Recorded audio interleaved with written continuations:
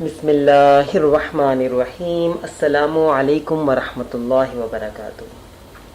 اللہم صلی علی محمد وعلی آل محمد۔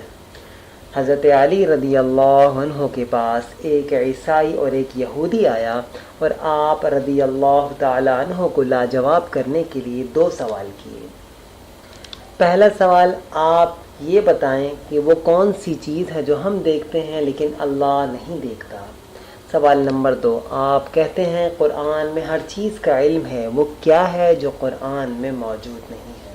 حضرت علی رضی اللہ عنہ نے ان کے سوال سنے اور مسکرائے اور فرمانے لگے، تیرا پہلا سوال کہ وہ کیا چیز ہے جو ہم دیکھتے ہیں اللہ نہیں دیکھتا، اس کا جواب ہے خواب۔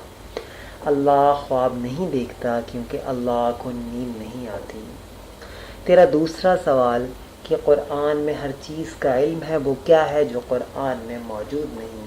تو قرآن میں سب کچھ لکھا ہے لیکن جھوٹ نہیں ہے، قرآن میں جھوٹ موجود نہیں ہے۔